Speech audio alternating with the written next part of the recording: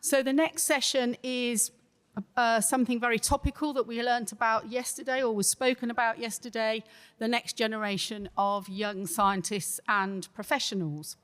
So this session is now going to be in two parts, but the first part of the session, I'm delighted to say, is dedicated to my New Cousins Award, or rather new, it was first awarded at the symposium in Vancouver last year.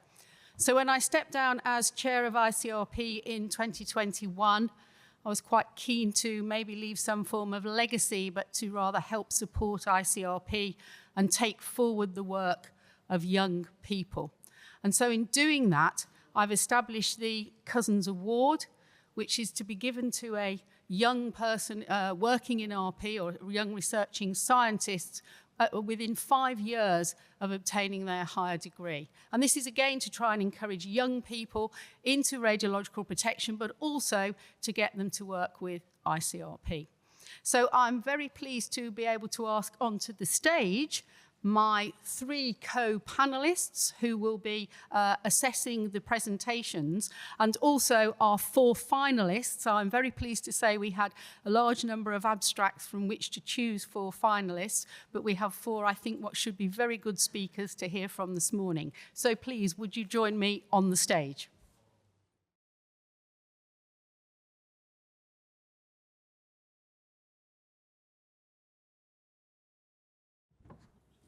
Thank you. So my first pleasure is to give a very brief introduction to each of my co-panelists who will be assessing the presentations. First of all, there is Dr. Emily van der Venter, who is the head of radiation and health unit at the World Health Organization in Geneva, Switzerland. This program covers the public health aspects of both ionizing and non-ionizing radiation safety. Technically, Emily is responsible for the WHO radon and non-ionizing radon activities. Before joining WHO in 2000, Emily was a chaired professor of electrical and computer engineering at the University of Toronto in Canada. She holds a PhD from the University of Michigan in the USA. Another co-panelist is Dr. Hiroko Yoshida, who is a research professor at Tohoku University in Japan. And she's been supervising all matters associated with radiation control and radiation safety at the university. Hiroko is a former president of the Japan Health Physics Society and has served on the ICRP Executive Council since 2006, and is currently for this term a C4 member of ICRP. And lastly, Dr. Pete Bryant. He's an experienced radiation protection professional within the nuclear power and contaminated land sectors. He's employed within EDF UK in the new nuclear build project at Sizewell C, and again, you heard him speak yesterday, leading the environment, sustainability, radiation protection and emergency preparedness teams. Pete's additionally a member of ICRP Task Group 120, the OECD NEA Expert Group on International Recommendations, the WNA Radiation Protection Working Group, and is Vice Chair of the ICRP Group on Public Understanding. He's also a former president of the UK Society for Radiological Protection, and also holds an academic position at the University of Surrey in the UK. So I do have some esteemed colleagues actually joining me on the stage today. Thank you very much for your participation. So now let's get down to the main matter of the morning. We're going to hear four presentations, and you're going to hear, first of all, from Emily Degenhardt from BFS in Germany, and she's going to talk to you on a biokinetic model to assess radon uptake by the fetus in pregnant women. Emily, thank you very much. Good morning, everyone.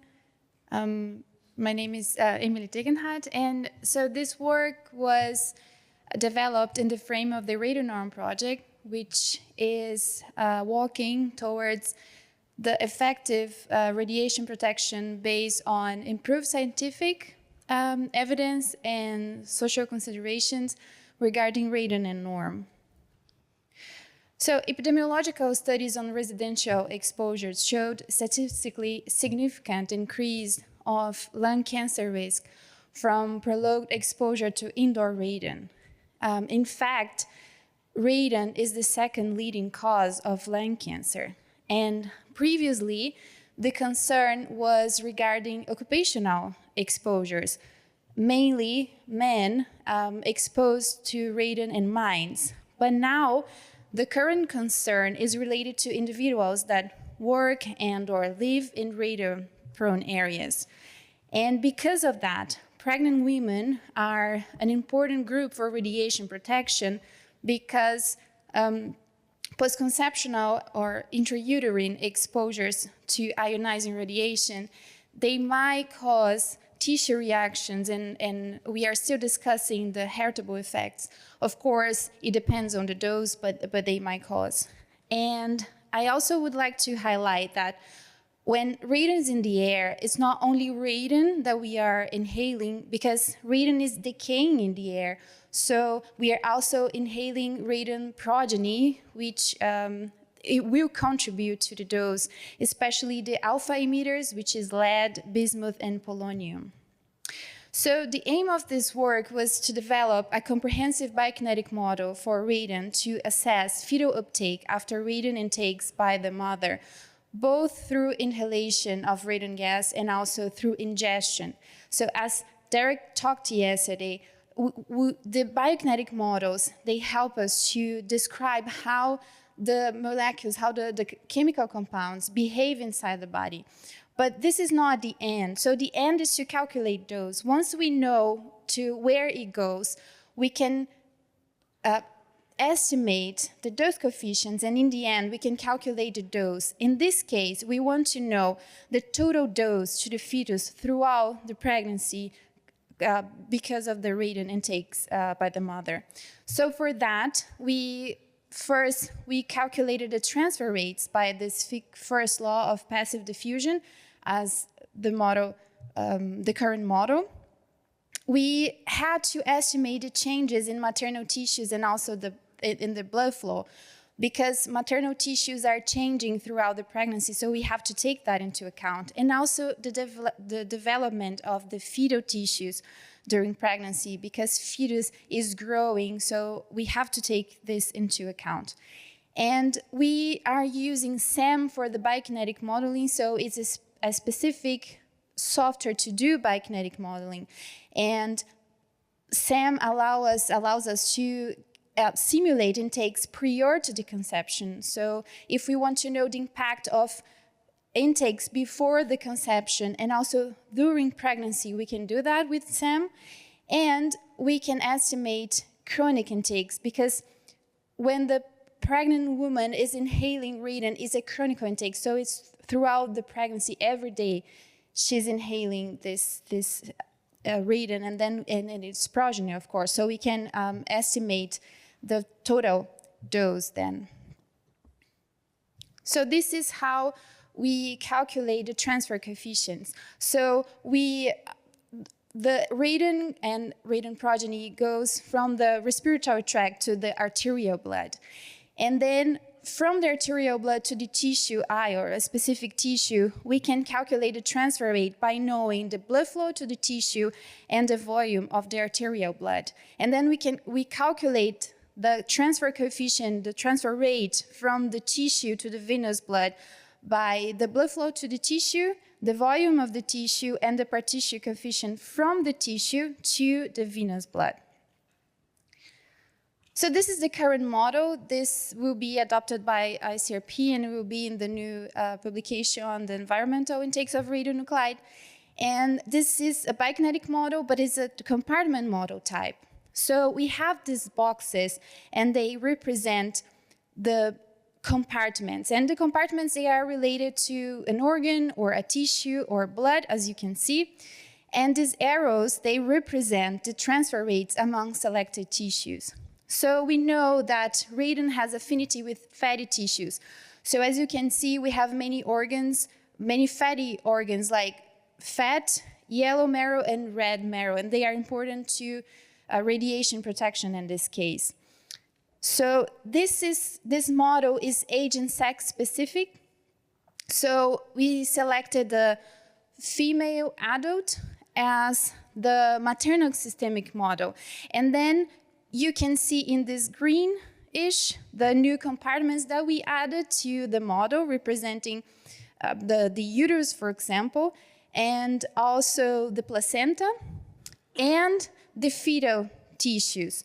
So we selected some fetal organs that are relevant for radiation protection, like thyroid, liver, bone surface, bone marrow, because bone marrow is a fatty tissue, lungs, kidneys, and brain. And these are some results. So we generated many tables because we have many transfer rates. So if you're curious about that, you can just pop by my poster during the afternoon. But as you can see, the transfer rates, they are changing with time. So they are not static transfer rates, but they are a function of time.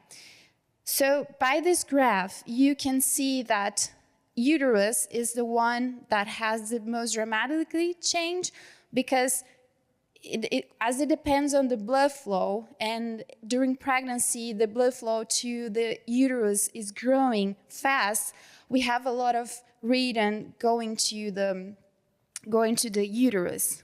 And the same with the fetal tissues. So as you can see, the fetal tissues, the transfer rates to the fetal tissues are also changing with time. So in this software that we are using, we can simulate that. We can add this as a function, because once we have the curve, the equation of the curve, we can put it as a function of time, and then we have the transfer rates for each gestational age in weeks or days, or how one wants to calculate it. So it's important to say that it was very challenging to find reference values, because we could learn yesterday from Derek's presentation that we need reference values of the reference person, in this case of the reference fetus. So we had to make some assumptions, especially on blood volume, because it was not easy to find these reference values. But the transfer rates to the lungs, kidneys, brain, we could take the reference values from the publication 89 from ICRP. And the blood flow we also found in another publication, another paper. So we could transfer by the fixed first law of passive diffusion, as I showed before. And for thyroid, liver, bone surface, and bone marrow, we had to calculate by a mass relation. So we had to make some assumptions. And I also can explain that better by my poster if you're interested. But my final remarks are, the biggest challenge is reference values. So for fat, for example, which is a very important tissue, unfortunately, we didn't have neither the mass or the blood flow, and this is kind of something that we're still working on. Probably we would need to do some assumptions on that. And the next steps are, we have to calculate now the dose coefficients for different fetal tissues, for different gestational ages, take into account the radon progeny produced within the body. Because radon, so when we inhaling radon, we are inhaling radon and radon progeny, but radon is decaying inside our body. So this progeny is being generated inside the body, and it will follow radon kinetics. So we have to take into account this alpha radiation dose, and also we have to consider the kinetics of radon progeny, because if we inhale the progeny together with radon, they will follow their own kinetics, and they will not go only to the lungs, but they will always also go into the maternal systemic for the maternal systemic model, and then they will follow their own kinetics to the tissues. So we have to consider high placental transfer and its translocation from maternal tissues to fetal tissues, because lead has a analog behavior to calcium. So during the pregnancy, it is translocated from maternal tissues to fetal tissues. And based on animal studies, we will consider low polonium and bismuth placental transfer. And for that, I want to thank you for your attention. Thank you.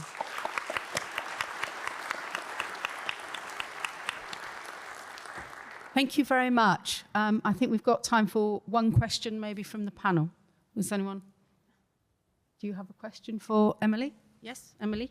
Emily, would you like to ask Emily a question?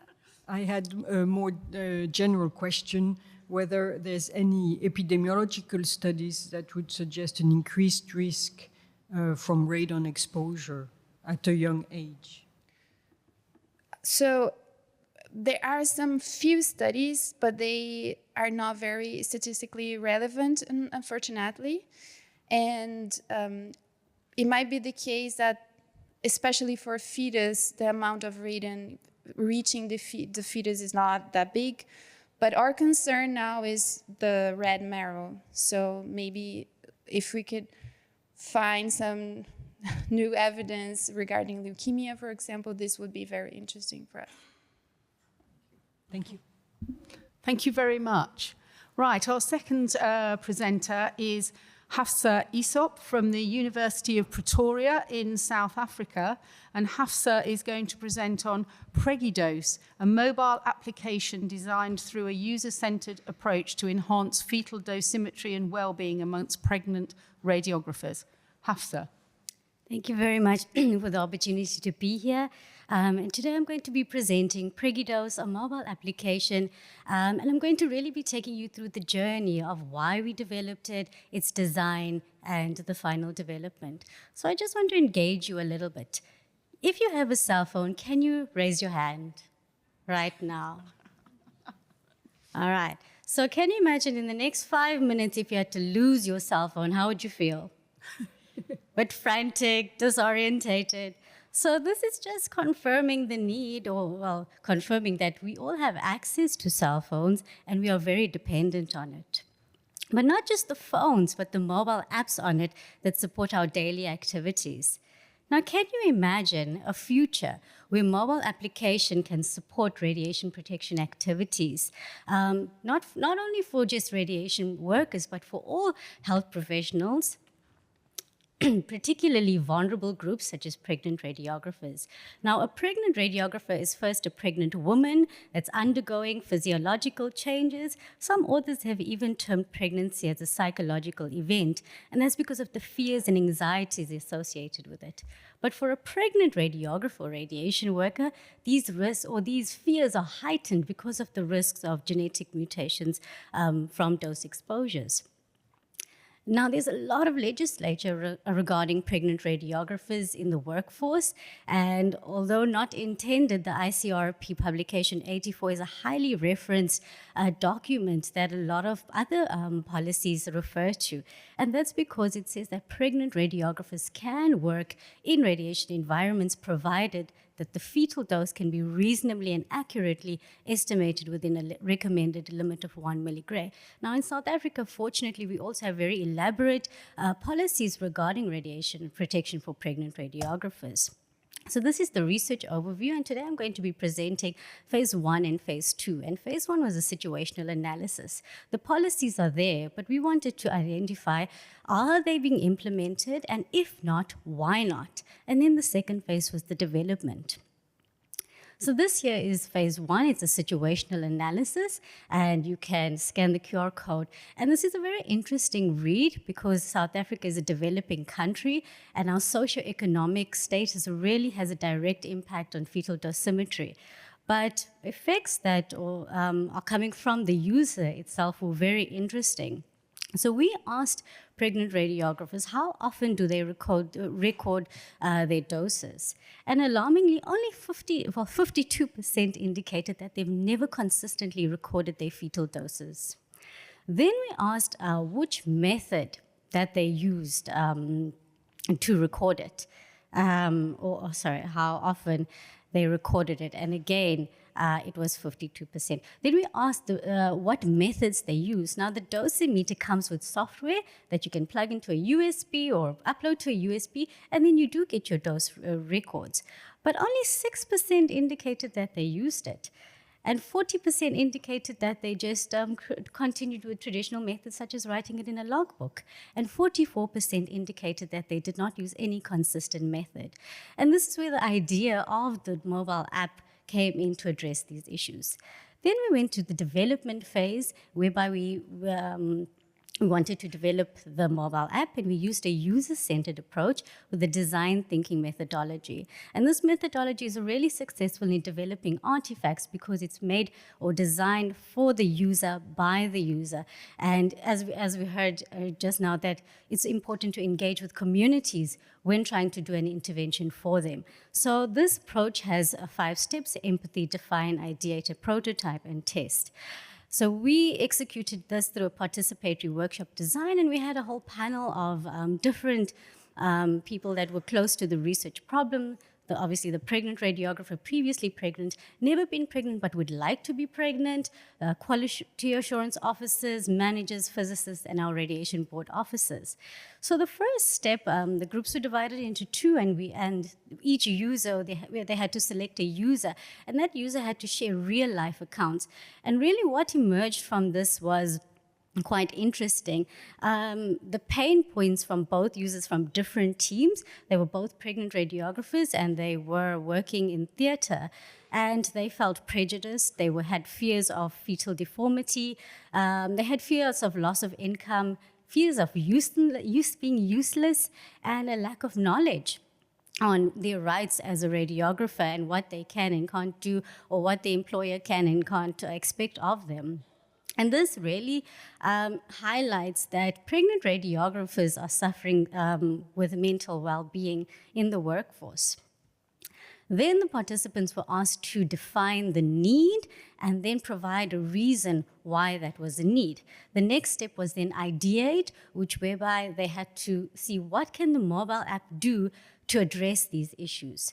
So definitely it cannot provide dosimeters, but it can provide a radiation dose tracking system.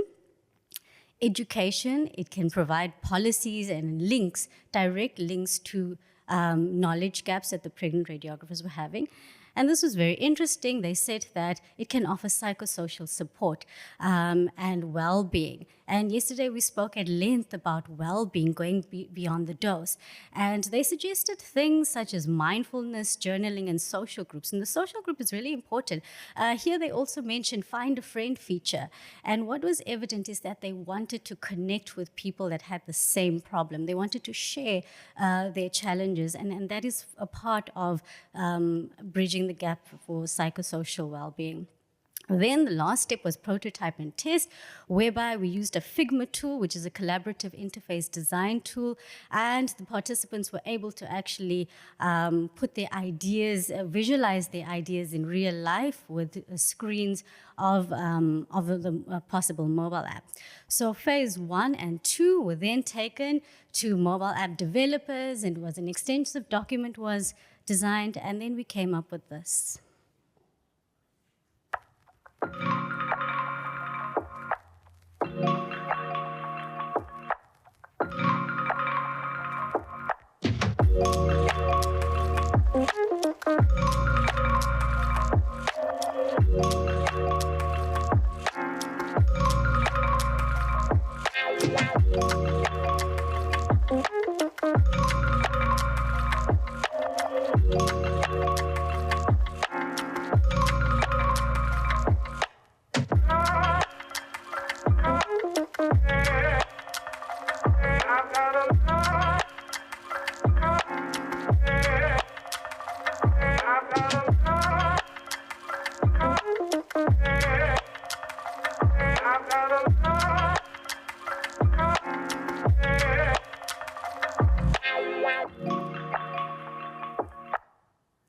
So that was Pregidose. And as I conclude now, I reflect on the thread of themes that have gone through this prestigious event.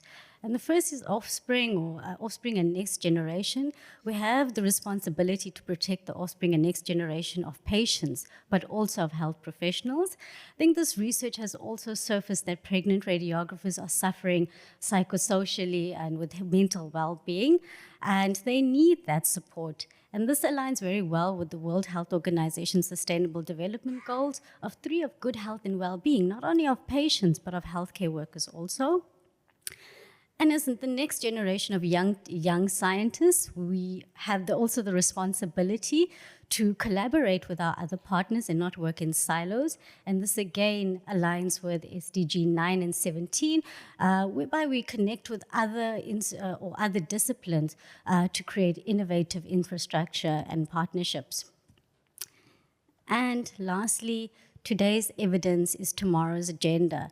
And everything that we have discussed and that is surfacing about the mental health challenges and the fact that science can meet when science meets technology, we can achieve great things. Thank you.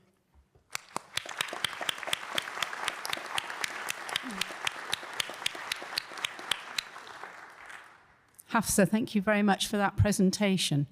Questions? Yes, Hiroko. Thank you very much for a nice presentation. I think, not only providing the data, how much you are exposed to radiation, but also, as you mentioned, the education and the psychological support is very important. And how do you think, if, the dose is very high, and how do you explain that to the people? And also, I think not only the pregnant woman, but also, the women and also men, they should be applied to this, the system. And so they can see how much the difference among them. So how do you think? All right, so on the dose, there's a graph and it should be at a plateau level. And the moment there is a spike or anything that goes above the level, on the app, there's a feature called Ask an Expert and also a notification. So anything that is amiss will alert the radiographer, the radiation worker, that something is going on, and then they can consult an expert, and the expert is a medical physicist. And we have a very good support from our radiation officers. So they were part of this, and we also have a share feature. So the moment that there's something that is high, you have the ability to screen grab and share it with the radiation control. And in terms of the men, this is a very basic app for pregnant radiographers, but I think the presentation is just to open up the possibility that mobile application can be used. And for men, anybody really, there's so many possibilities that we can use with mobile apps to support protection. Thank you. Pete's also got one quick question. So first of all, thank you for your talk. I thought it was great, and I think you gave a great example there of listening to help inform what can we do to reduce those societal stress. So quick question really is, you obviously presented a survey at the very start. What's your next steps? Are you going to redo a survey to look at the effectiveness of the application? And just as a quick side question, how big was your survey sample? All right. So as Emil said, that the research on pregnant radiographers are very small. The sample sizes are very small because it's a small population. So it was 89 participants, pregnant radiographers, and it was really a struggle to get them. So that was that. And in terms of the next phase, so currently the app is, I was so fortunate that the app just got finalized this week. So the next phase is to test it in the real life setting. And we just want to see how pregnant women find it. Is it a cumbersome thing or is it a supportive thing? And we're going to do qualitative interviews to find out the usability of the mobile app, and thereafter we will conduct more tests. So it's in the midst of a testing phase. So yes, thank you. Thank you so much.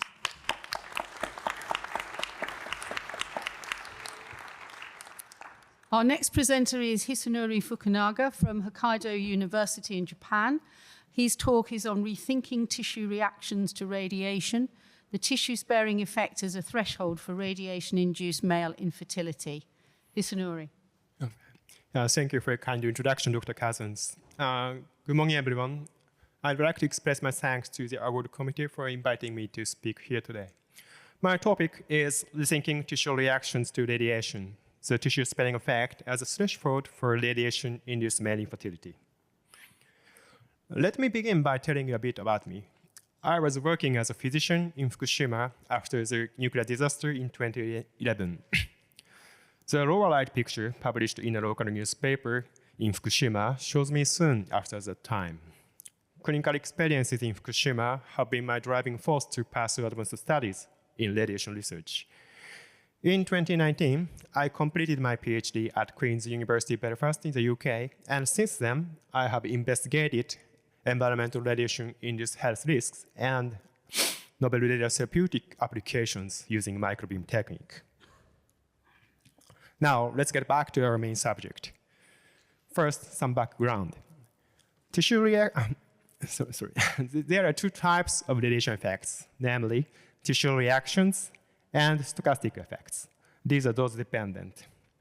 When it comes to tissue reactions, when a number of people expose the same dose of radiation and certain symptoms appear in 1% of them, that dose is considered to the threshold. As I mentioned in the previous slide, in general, radiation-related effects at the tissue level appear to be dose-dependent. However, notable differences exist depending on whether the radiation exposure was uniform or not. The microbeam radiotherapy, or MRT, is to deliver a single high-dose fraction to a large treatment area divided into several smaller fields to reduce the treatment's overall toxicity. Since the fundamental concept of MRT was first established, extraordinary tolerance responses in normal tissues have been confirmed, namely the tissue sparing effect, or TSE. So MRT has potential to offer significant improvements in clinical outcomes. Next, I will discuss human spermatogenesis. Human spermatogenesis takes approximately 60 days, and it is one of the most important developmental events for propagating life. So this process should be highly robust. However, as you may know, male fertility can be easily impacted by environmental, chemical, and physical stresses, including radiation. In fact, in cases of radiotherapy, a total dose of more than 2 gray can produce permanent sterility when delivered as multiple fractions. Even at low doses, temporary infertility occurs easily. Such radiation-induced male infertility is considered as a tissue reaction. So this is our research question. Does the TSE of MRT on testicular tissues help preserve male fertility? To investigate biological responses in spatially fractionated radiation fields, we needed to detect, observe, and analyze both irradiated and non-irradiated cells. To achieve this, our idea was to use an ex vivo model of spermatogenesis. We used a combination of this model and acrosome GFP transgenic mice.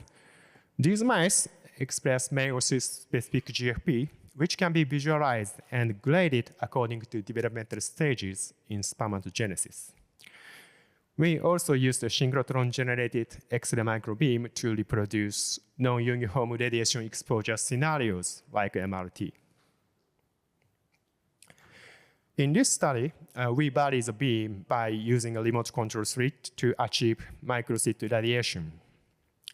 We used gamma HCX staining to confirm the microslit irradiated areas, which are shown clearly as red lines in the culture like this. And we also used TRN98 as a germ cell-specific antigen antibody. This slide shows the chronological GFP expression changes during ex vivo spermatogenesis after exposure to microslit X-rays. Surprisingly, live tissue imaging revealed visible differences in acrosome GFP expression between the 50% microslit irradiated and uniformly irradiated tissues, while the total doses were the same at 2.5 gray for the full tissue level. In addition, the changes in GFP expression were almost identical for the 50% microslit irradiated and controlled tissues. To our knowledge, this is the first study to show significant TSE as a way of maintaining spermatogenesis. As you see, the dose volume histograms were clearly different. So at first, this result seemed to be a dose volume effect. For the next step, we change the width of the X-ray microbeam. These 50% microslit irradiation settings show the same dose volume histogram, but the dose distributions at the microscale level are clearly different. So if the microslit width is changed, will any changes occur in the GFP expression? This slide shows the chronological GFP expression changes after exposure to 200, 50, and 12.5 micrometer slit X-rays. Interestingly, the changes in GFP expression clearly differed for the 12.5 micrometer slit irradiated tissue compared with 200 and 50 micrometer slit irradiated tissues. This is a limit of TSC for maintaining spermatogenesis. Why is there such a difference? According to immunostaining images, in the 50 micrometer slit irradiated tissue, some spermatogonia cells were not irradiated, but in the 12.5 micrometer slit irradiated tissue, all of them were irradiated.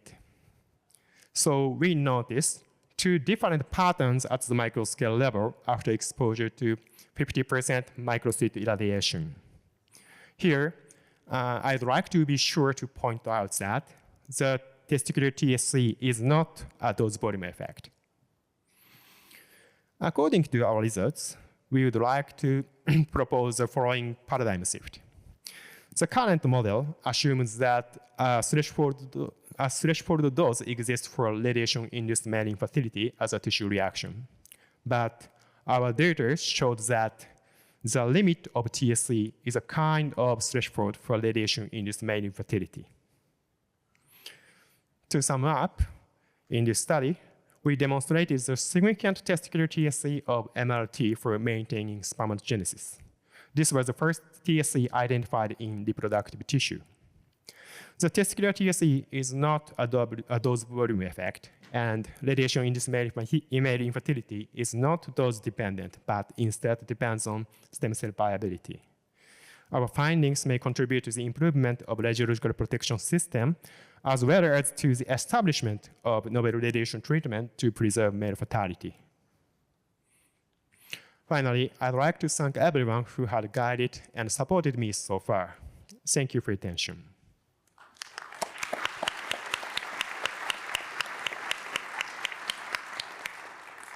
Thank you very much, Hisanori.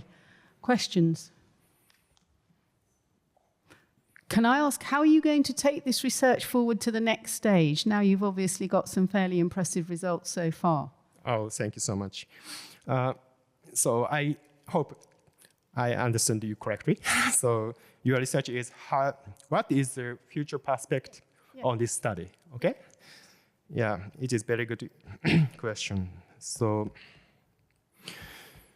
one of our goals is to the extrapolation to humans.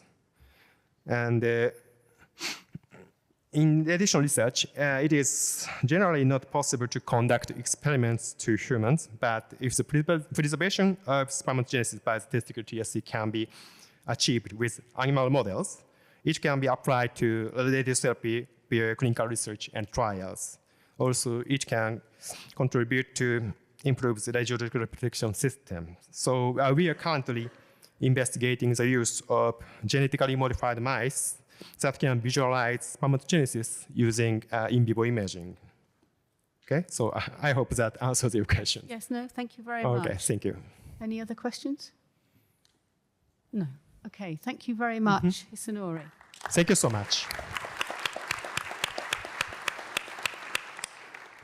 So our final presentation is by Amy McIntosh of Macquarie University and the Australian Nuclear Science and Technology Organisation in Australia.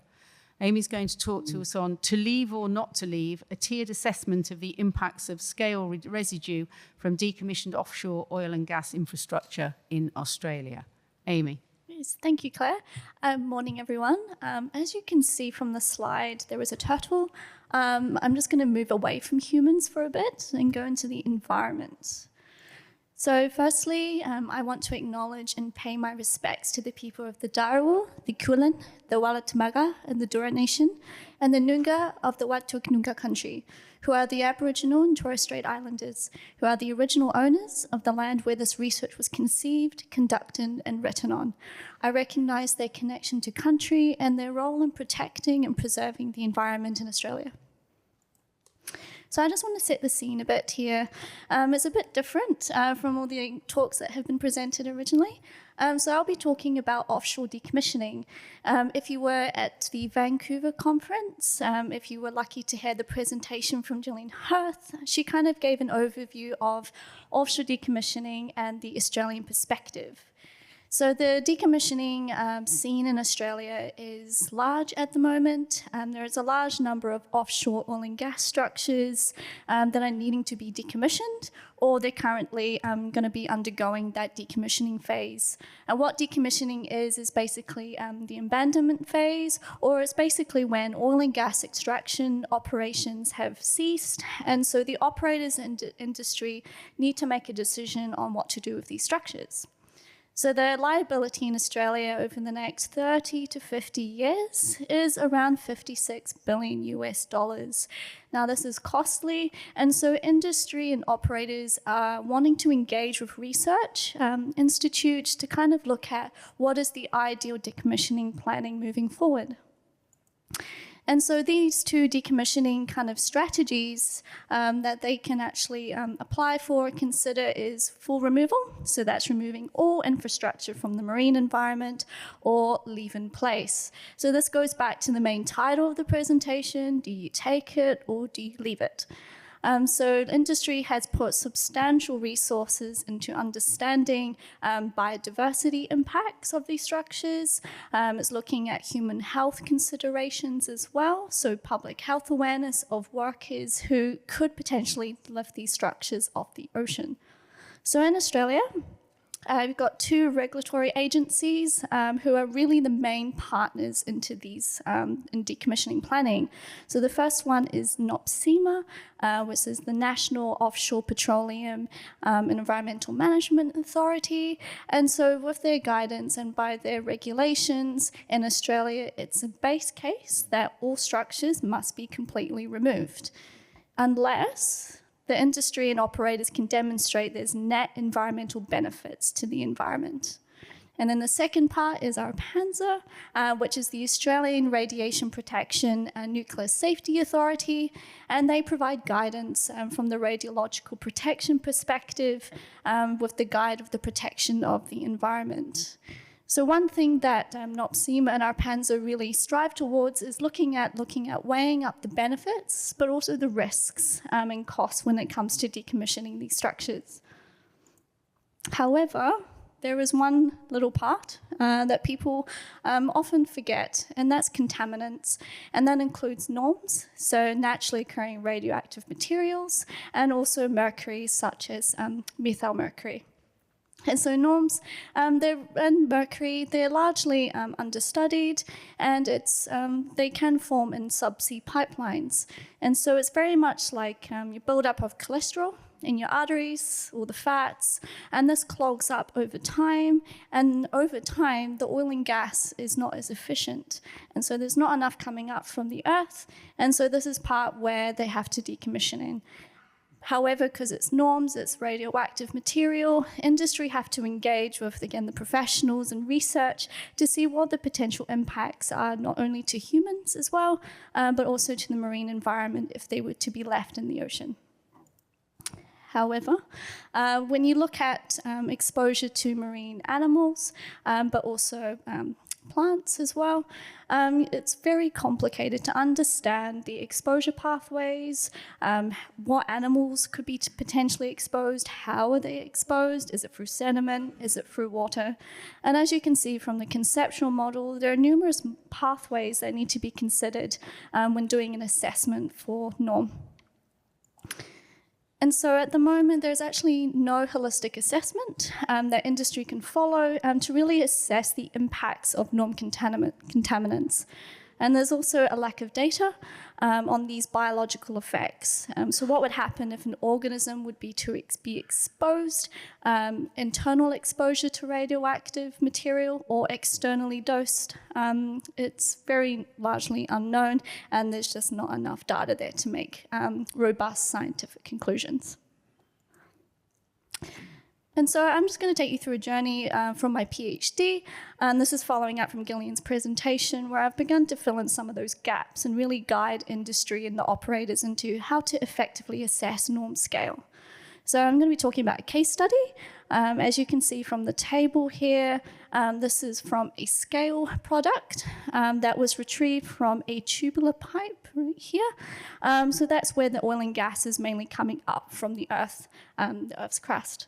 And so the scale, it's very much a crystalline rock, and it's very active. In total, total activity concentration is over 400 becquerels per gram. And keeping in mind that the exemption level for the IAEA is 10 in total for radionuclides. And so what I have been doing is I've been doing an assessment. So firstly, I characterized the scale. So I used different microscopy techniques, but also nuclear techniques to really look at the chemical, but also the radiological components of the scale. And so I've looked at crystal diffractions. I've looked at how does the scale grow in these pipes, and how we can inform operators on using potential additives that can prevent this in the future for future build-up as well. And I've also used the synchrotron to look at kind of where everything is, what metals are there as well, and are they in toxic concentrations. And then finally used autoradiography to look at where the radiation is, how active it is, what kind of radiation it is as well. Is it alphas, is it betas, or is it gammas?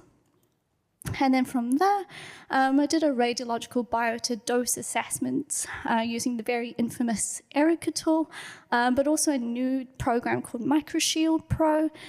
So the ERICA tool, we used actually specific values and concentrations from the scale material.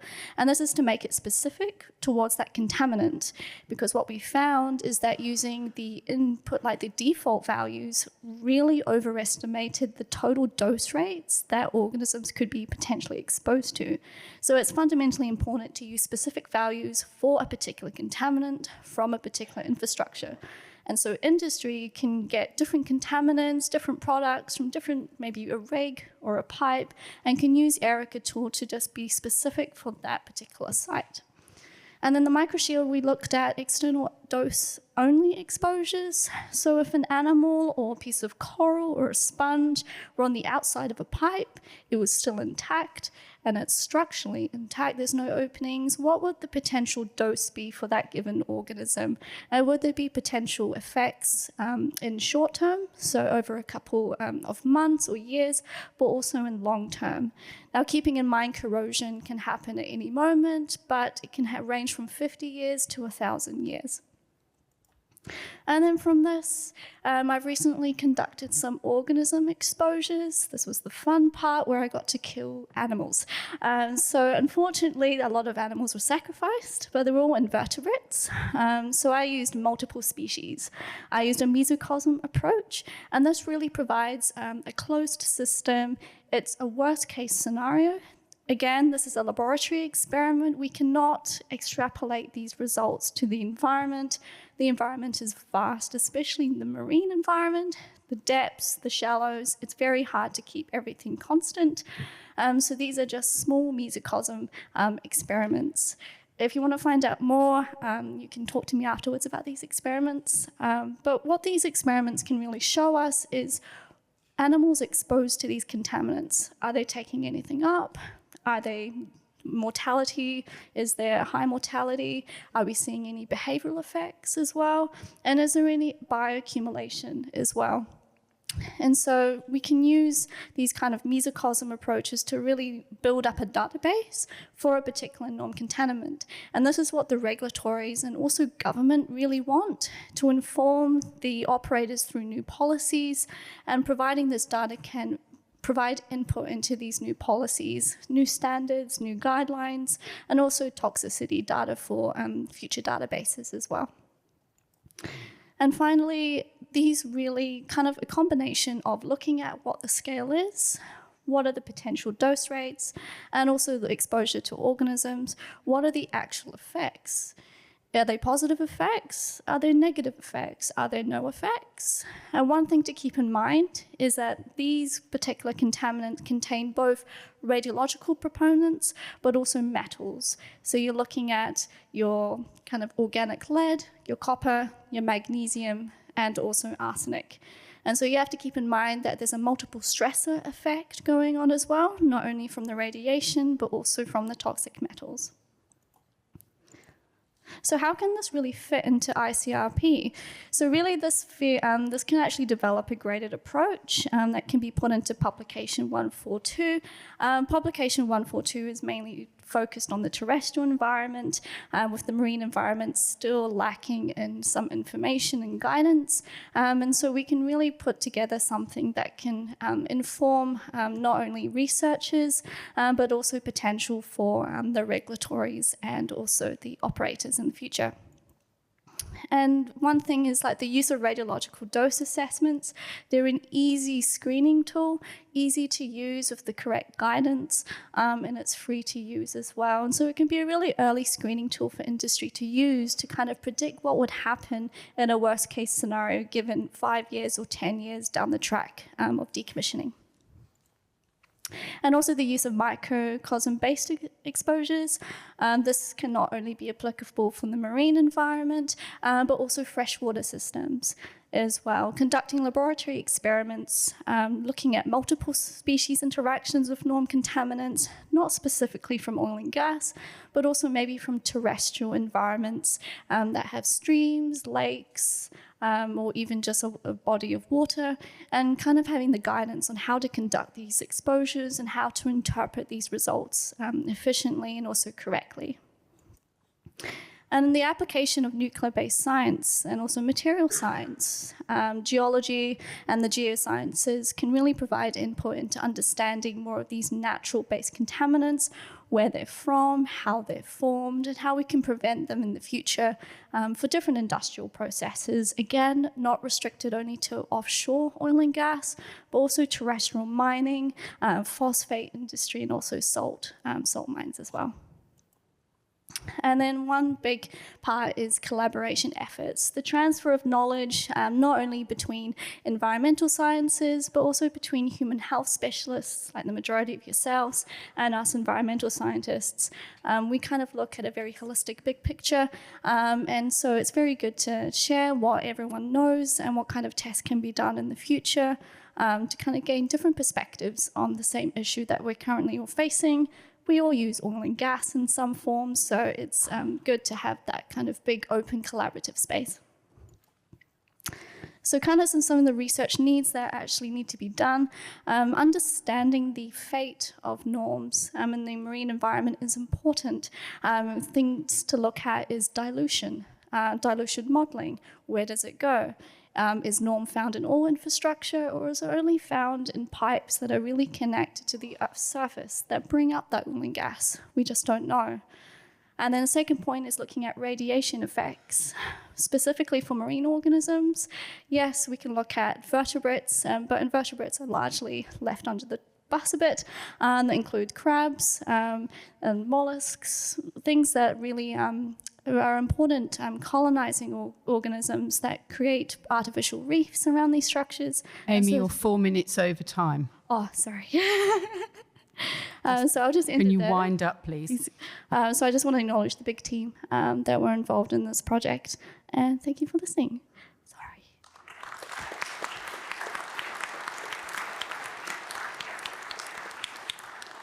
Did the panel have one very quick, short question to ask? Pete, yes. So obviously you talked about this research and where it might go. So how do you think this research needs to feed into balancing the environmental potential impacts or benefits of leaving it in situ? Because actually taking those pipeworks out can be quite disruptive to the ecosystem, but also to the surrounding environments. How do you balance that decision? That's a good question. And I think it's a question that many people have, especially industry. And I think it's all based down to doing a risk assessment, a risk matrix. It's weighing up those benefits and consequences as well. And it's having the data there to begin with. A lot of the data is ecological based. And that's where a lot of industry get that incentive to bring up the structures. But again, if the results that we're getting in research suggest no effect of these contaminants, then we can provide that advice and say, yes, you can leave your structures given the research that we have. Thank you. I'd like to thank all the presenters. I'd certainly like to present my colleagues for taking part. Just to let you know that the decision will be made at lunchtime and the winner of the award will be announced and presented at the gala dinner this evening. So thank you very much indeed. So good morning again. I'm delighted to be here, and it's lovely seeing you. I'm Sarah Dumit. I'll be your co-chair today, and I would like to thank you to be here, for being here, and to thank the speakers that we have today. We are here to hear from Dr. Matsumono, Dr. Kono, and Dr. Grus. And I would like also to thank my co-chair, Dr. Akihiro Sakoda. Thank you.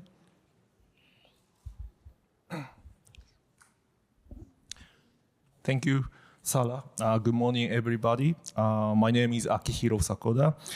I would like to briefly introduce why we prepared this session. As all of you have already known, securing and fostering development of university students and young professionals has been a prolonged and urgent issue that have been, it's a prolonged issue worldwide in the field of radiological protection. The last half of this session, we would like to aim to share with all of you some recent case examples that have been addressed by international organizations. That is the mentoring system in ICRP and also the international networking activity of young professionals in IRPA, International Radiation Protection Association. So, two speakers were invited today in this context. So the first presentation is from Dr. Kono, the future of radiation protection for young professionals with experiences of the IRPA Young Generation Network. And the second presentation is from Dr. Maren Grus. The title is What Does Social Science Have to Do with Radiation Protection? So I hope you please look at the effort of young professionals and also what is going on worldwide. Before going to the oral presentations, I would like to invite rapporteur Dr. Shinnosuke Matsumoto from Tokyo Metropolitan University. He will introduce and summarize related video and poster presentations submitted to this session. So Dr. Matsumoto, please go ahead.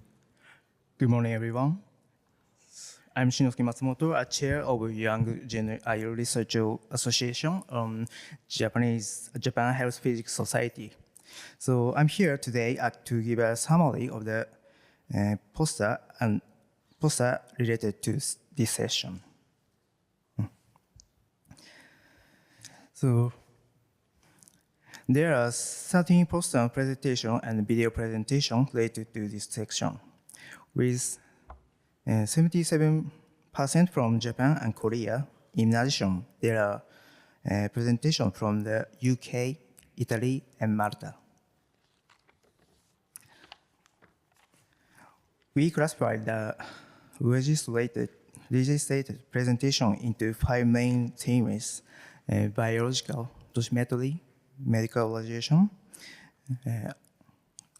application of committee recommendations, and young development initiatives. The most common theme was young development initiatives with 6 presentations. as this session is about young professionals, I will summarize these 6 presentations on the following slides. The first presentation is from Chris Jones from UK, titled Initiatives to Increase Recruitment and Retention of Radiation Protection Professionals in the UK Nuclear Industry. The UK is facing the shortage of radiation protection professionals in the nuclear industry. The shortage is expected to worsen due to a variety of factors. This presentation will discuss the initiatives that the UK government and the nuclear industry are taking to address this shortage. Specifically, these initiatives focus on standardizing the technique, such as joint training program and joint learning programs. These initiatives are expected to lead a more consistent way of working across organizations, making it easier for organizations to cooperate and support each other, and making it easier to professionals to move between the other organizations. The next presentation is from Shinosuke Matsumoto on Japan, titled Survey on Young Professionals in the Field of Radiation Protection in Japan. This presentation reports the result of a survey on work, research, and research environment conducted on members of the Young Researchers Association of the Japan Health Physics Society. About 70 responses were obtained from about 100 members. The Young Researchers Association members have a variety of jobs, and more than 50% of the members responded that they were generally satisfied with their current work.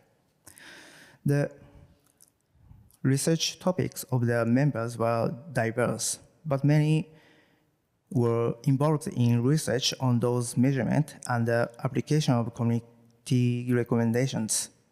This is thought to be due to the fact that the demand for these studies were very large in Japan after the Fukushima Daiichi nuclear power plant.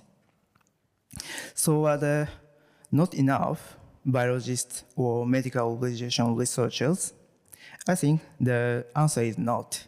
In Japan, there are academic societies such as Japan Radiation Research Society and the Japan Society of Medical Physics and so on.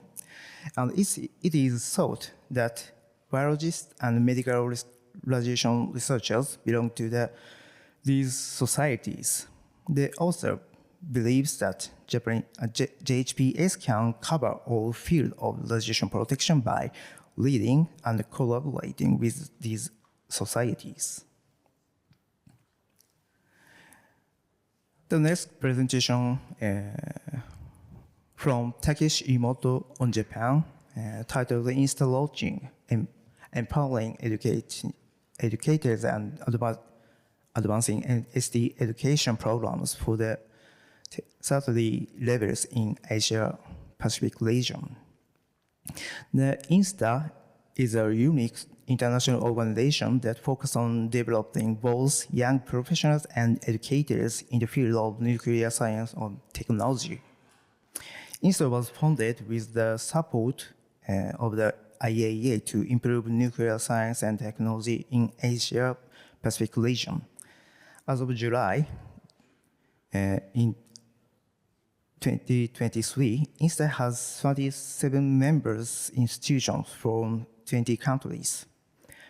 Currently, INSTA's steering committee is actively welcoming new members and providing support from the radiation protection field.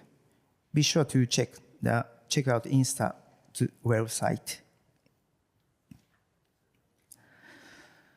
So I know we are running out of time, so I can get over the presentation.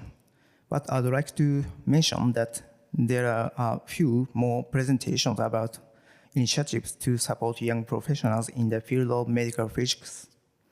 There are all European initiatives, and they are really worth checking out. This is my last slide. This session registered research presentation from promising young researchers.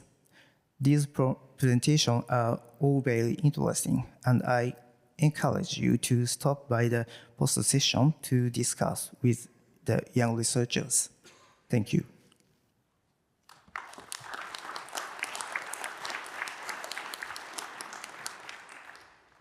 Thank you so much, Dr. Matsumono. Our next speaker is Dr. Kono. Good morning. So, ladies and gentlemen, it's a great honor to present about ARPA Young Generation Network in ICRP 2023 as an invited speaker and see you today. Let me just start by introducing myself. My name is Takahiko Kono. I belong to Japan Health Physics Society, and I became chair ARPA Young Generation Network from last month. My main expertise is marine environmental radioactivity monitoring and radiation protection. Today, the objective of this presentation is to introduce the recent activities of ARPA Young Generation Network. Firstly, I'd like to start talking about presence of ARPA Young Generation Network. So this graph, green color, shows the country of Young Generation Network represented in the ARPA Young Generation Network Leadership Committee, and orange color shows a country of Young Generation Network in close relation with ARPA Young Generation Network Leadership Committee. The number of countries which belong to ARPA Young Generation Network is continuing increase with time as this graph and picture. I hope the number of countries to enter in ARPA Young Generation Network increase in the future. Today, next slide is ARPA Young Generation Network Strategic Agenda 2022-2024. There are mainly 5 points regarding ARPA Young Generation Network Strategic Agenda 2022-2024. First, inclusion in ARPA. Second, future of the profession. Third, networking. Fourth, operation of ARPA Young Generation Network. Fifth, communication. We will focus on these points in the future and conduct our activities as a chair in ARPA Young Generation Network. Okay, next slide. So across the world, there are a number of national radiation protection young generation networks. The ARPA Young Generation Network encourages the communication and collaboration of these networks both between themselves and our members. A brief description of the network is provided as this slide, along with the relevant contact. Should your Young Generation Network not be featured and you wish to get it added to the list, so please contact me. The detailed information is listed on ARPA Young Generation Network homepage link. So this one.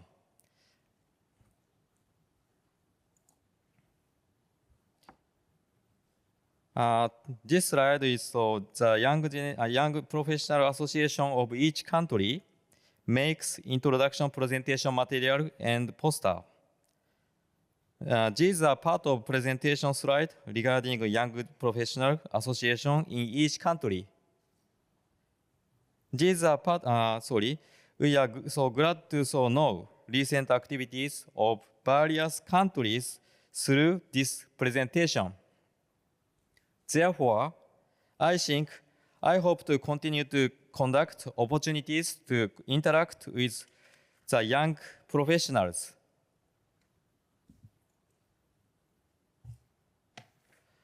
Okay, next, sorry.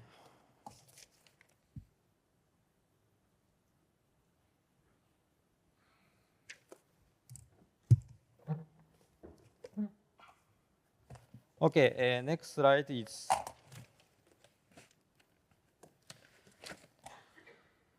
the picture of joint JHPS, Japan Health Week Society, and SRP, Society for Radiological Protection, and CARP, Korean Association for Radiation Protection, workshop of Young Generation Network held on December 2019 in Sendai, Japan. This workshop was the first big event for ARPA Young Generation Network by in-person. Through this event, it became clear that the young generation has a different way of communication and learning.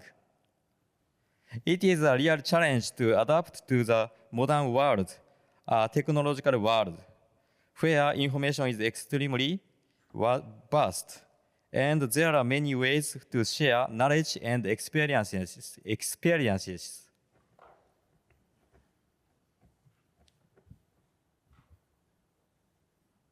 So this slide is I talked to you about ARPA Young Generation Network and social media shortly.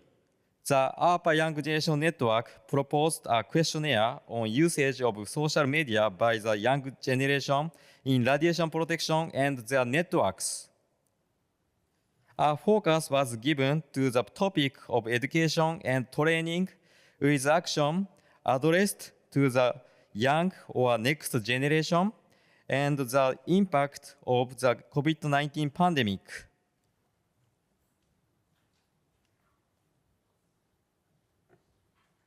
So, next slide.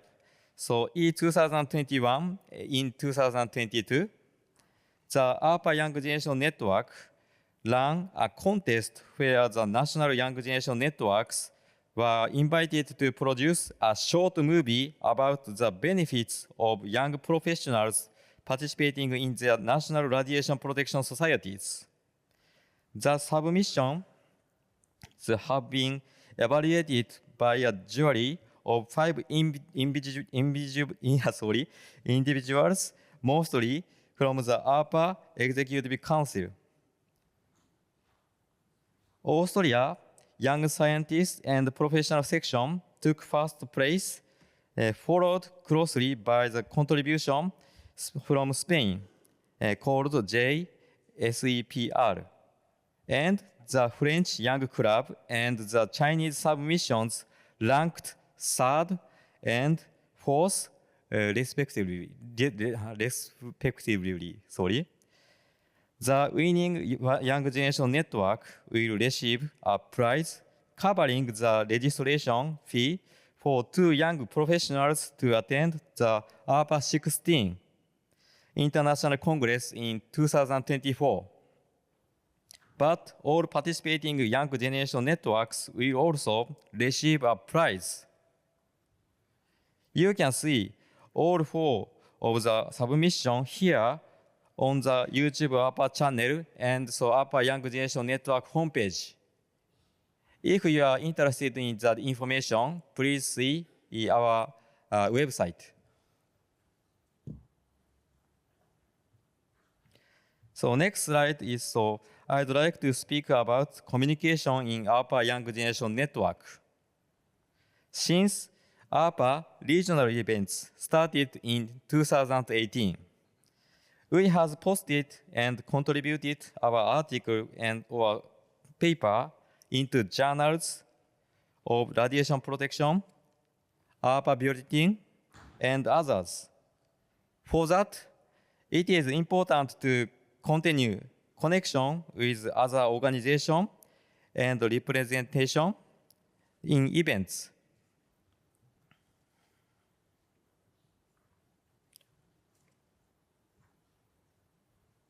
Okay, next slide is the outline of Young Generation Network activities in Asian and Oceanic Ocean region. Since establishment of ARPA Young Generation Network in 2018, our main activities focusing on ASEAN and Oceanic region was summarized by 2023 in this slide. We had conducted YGN activities at various places, but mainly interacted using web meeting during and due to COVID-19. Currently, I hope I would like to broaden and to become activated our activity. As you know, we are going to hold on International Young Generation Network session. So today, this 2 p.m. to 5:30 p.m. So here. So I'm looking forward to seeing so many young professionals.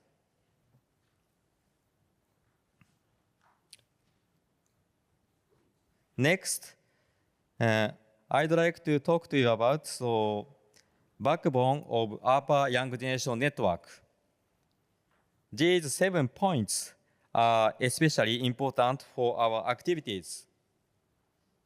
These are strategic agenda, support from ARPA Executive Council, inclusion in ARPA task group, especially mentoring and network tools, addressing radiation protection topic with a young perspective, and publication, and good relationship among ARPA Young Generation Network and Region Young Generation Network and National Young Generation Network.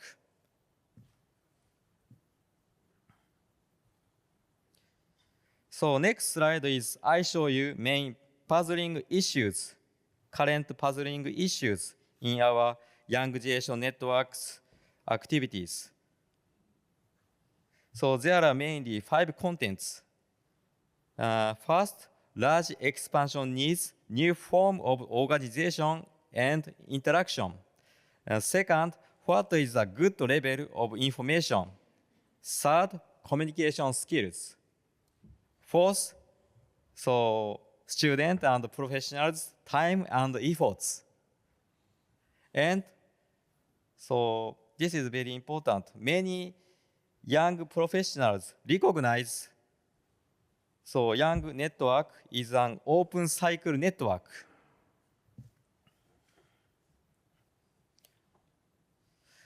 So I'd like to summarize the key points of today's my presentation. Whether local or global, the future of radiological protection relies on the contribution of young professionals. Sharing ideas, experiences, achievements, and developments, good relationships are vital to this network. Therefore, we hope to continue various regional or international events in the future with the support of ARPA and its associate societies. So I'd like to close our presentation. Thank you for your attention. I hope our network will continue to strengthen and broaden in the future. Thank you. Thank you very much, Dr. Kono. By the way, please keep in mind that Q&A time will be prepared at the end of this session. So next speaker is Dr. Maren Grus, who has been working as a mentee of ICRP task group. So please. Thank you very much. I'm really honored to be invited to speak in this session today and to share my experience as a mentee of ICRP. Before I start to answer my initial question, what does social science have to do with radiation protection, I would like to introduce myself a little bit further. Well, my title might give me away. I'm a social scientist.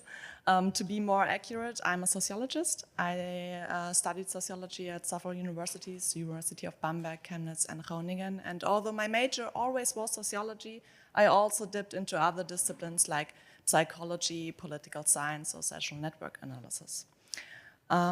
My passion always was the sociology of communication, and to be honest, I never ever expected to end up in radiation protection until 3.5 years ago when I started to work at BFS, the Federal Office for Radiation Protection in Germany.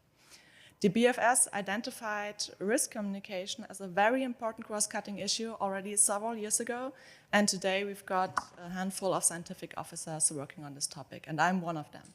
I'm working on the question how digital media can benefit or what challenges there are for risk communication in radiation protection. So, since last March, this is also part of my work as a mentee at ICRP. I started at ICRP last March in task group 120, radiation emergencies and malicious events. And there I'm working on the question of crisis communication on social media. So how to effectively communicate before, during, and after a radiation emergency or malicious event. If you would ask me what it is to be a social scientist in radiation protection, I would say it's very challenging, to be honest. For example, the symposium, most of the time I don't really get what you're talking about, maybe like 10%. So for me, it means I have to ask a whole lot of questions all the time. It also means that I'm a layperson on the one hand, but an expert on the other as well, and it's kind of difficult to balance those both worlds all the time. And sometimes it leads to a situation where I actually have to explain what I'm doing here and why I'm here. And in the worst cases, I have to keep reminding people that social science is an actual science. Luckily, that doesn't happen very often anymore. But these are challenges that are very typical for interdisciplinary work in general, not only for social science and radiation protection. Interdisciplinarity can mean many things like, well, you can understand interdisciplinarity as a methodology, as a process, as a way of thinking, as an approach in general, but what they all have in common is the recurring idea that you need an interdisciplinary point of view to tackle complex problems, because some problems can't be solved with one discipline, one approach, or with one point of view. And although I only talked about the challenges of interdisciplinarity right now, I want to focus a little bit more about the benefits as well, because the benefits outweigh the challenges by far. So why should we work in an interdisciplinary team? Well, as I just mentioned, it can help us to tackle complex problems. What could be such a complex problem in radiation protection? In my case, for example, it's improving radiation emergency by including social science, for example, for questions on crisis communication. In radiation protection in general, well, a complex problem might be to improve the system of radiation protection, for example. And it can help us do so by broadening our perspectives. Interdisciplinarity forces us to go outside of our comfort zone. We are exposed to new ideas, to new approaches. This can promote innovation, and interdisciplinarity can also enhance research quality, because we have a huge amount of different methodologies, different analytical tools, different data sources, so we get more robust research findings. And last but not least, it can help us to bridge the gap between theory and praxis, because it facilitates the translation of research findings into real-world applications. And I know that radiation science or radiation protection was always a very interdisciplinary field regarding natural sciences, but social science only recently came into focus, and we should continue to embrace it a little bit more. So what is social science, and what can it offer to radiation protection? Social science is the science of people or collections of people, such as groups, firms, societies, economies, and their individual or collective behavior. So social science aims to understand the evolving human system across our increasingly complex world. And It covers a range of different disciplines. I only started a list here. I can promise you the list is almost never ending. But the major ones, of course, are sociology, psychology, and economics. And there are different uses for social science and radiation protection as well. First of all, to generally understand human behavior. An example could be why people don't put sunscreen on even though they know that there's a risk of getting skin cancer. Or another use can be enhancing engagement, how to get people involved in the decision-making process. And last but not least, I think that's the most important topic is communication, because communication links everything together. A question here again could be how to effectively communicate during a crisis to save lives. So in radiation protection, we normally distinguish between risk communication and crisis communication. Risk communication is the exchange of information and opinions about risks, about risk avoidance, about minimization of risk and acceptance of risks. And crisis communication, on the other hand, is a part of emergency management. It aims to protect the physical and mental health of the affected population by responding rapidly and appropriately to the situation. And risk communication and crisis communication, they have different occasions and different objectives, but still risk communication is always a very important part of crisis communication, and we can use it to prepare parts of the population for a possible emergency so that they know in advance what to do. I don't want to go into detail here, so here's some advertising. I'm going to talk a little bit further about crisis communication, especially on social media later today in session 13. About radiation emergency.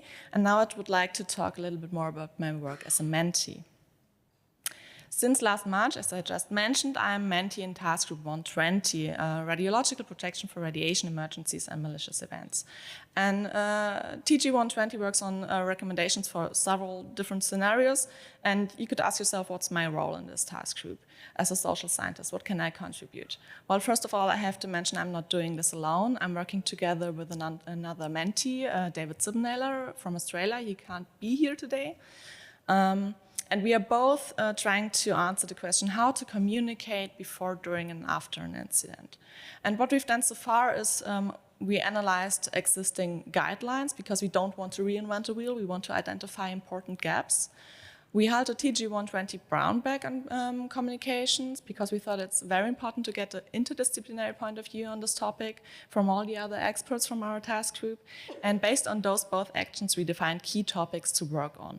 Like, for example, how to increase trust in authorities, how to tackle misinformation online, but also what are the major differences in communicating malicious events and radiation emergencies.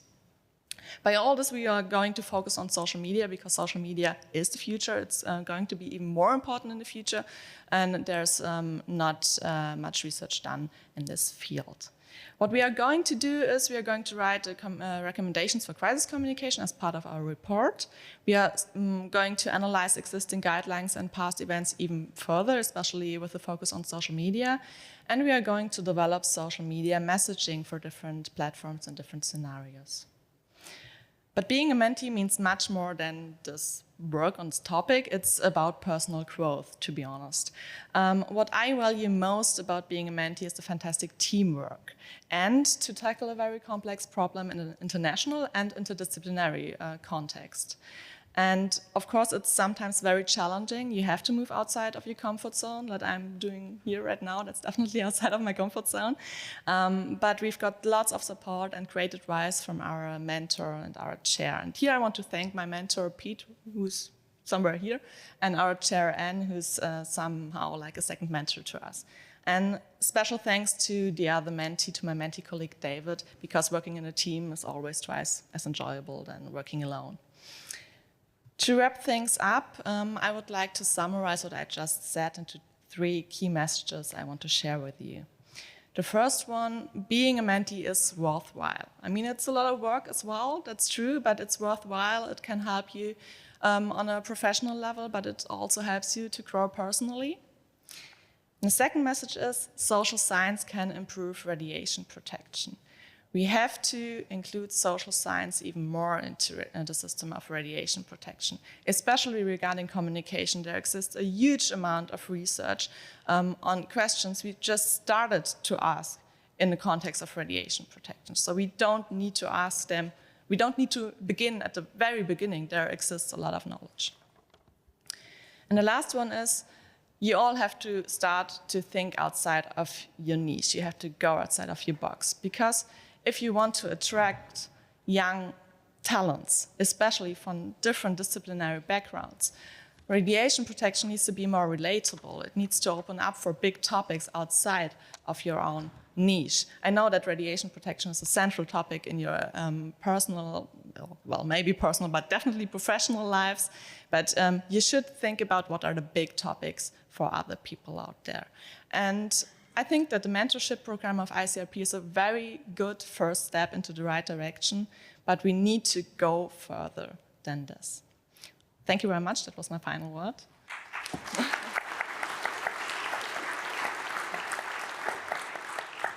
Thank you very much, Dr. Grus.